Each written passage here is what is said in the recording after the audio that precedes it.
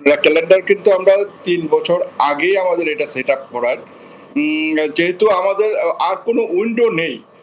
আমাদের বিপিএল হয় আপনার বিপিএল এর কিন্তু ৭ দিন পরই আমরা এটা শুরু করি ঢাকা প্রিমিয়ার লিগ। এবং এই স্লটটা ছাড়া আমাদের আর কোনো আপাতত কোনো আমরা স্লট পাচ্ছি না।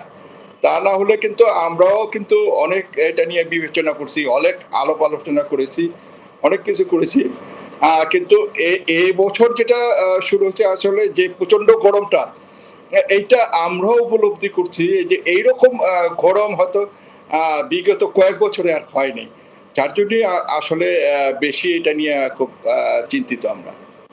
আলী হোসেন ভাই, সেক্ষেত্রে আপনাদের তরফ থেকে বা বাংলাদেশ ক্রিকেট বোর্ডের তরফ থেকে খেলোয়াড়দের সচেতনতা বৃদ্ধির জন্য আসলে কি কি ধরনের নির্দেশিকা আপনারা দিচ্ছেন? কারণ যেটা হয় আমরা অন্যান্য সেক্টরে দেখছি, স্কুল কলেজগুলোতে বলছে বাচ্চাদেরকে বেশি বেশি করে পানি খাওয়ার জন্য, ফ্লুইড ইনটেক করার জন্য।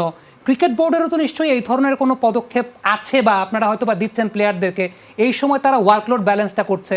তো গত ২০ তারিখে সবগুলা দলের শীর্ষ কর্মকর্তাদের নিয়ে আমার চেয়ারম্যান আমরা সকলেই মিটিং করেছি এবং তাদের সাথে আলাপ আলোচনা করেছি। আমরা যে এই প্রচন্ড গরম এটা আমরাও উপলব্ধি করতে পেরেছি, কিন্তু এই সময় যে আমরা যে খেলাটি পিছিয়ে দিব বা বন্ধ রাখবো, যে ১০ দিন বা ৭ দিন পরেই যে এটার আবার সেই পরিবেশটা আসবে সেটারও নিশ্চয়তা নাই।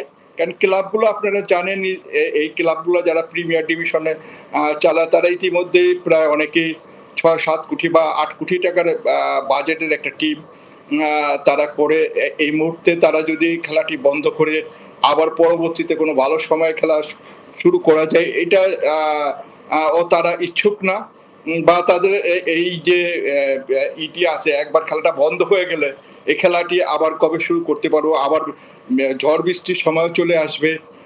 যার জন্যই ক্লাবগুলো কিন্তু চাচ্ছিল যে খেলাটি আপনারা চালিয়ে যান, ২ দিন করে আপনারা রেস্ট দেন এবং বিকল্প যে জিনিসগুলো কিছু কিছু করা যায় সেগুলো আমাদের দিচ্ছে। আমরা ইতিমধ্যেই আম্পায়ার্স কমিটির সাথে বসেছি এবং আমরা নির্দেশনা দিয়েছি। আপনারা জানেন, আপনি নিজেও জানেন, খেলোয়াড় ছিলেন, যে আমাদের একটা ড্রিঙ্কস বিরতি থাকে।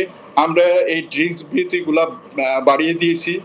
আমরা বিশেষ করে পেস বোলারদের ক্ষেত্রে আমরা ইতিমধ্যেই শিথিলতার কথা বলে দিয়েছি যে তারা যেন ২-৩ ওভার বা ৪ ওভার বল করলে বাইরে এসে একটু রেস্ট নিতে পারে। আগে যেন রেস্ট নিলে হয়তো ২-৩ মিনিটের ভিতরেই ঢুকতে হতো।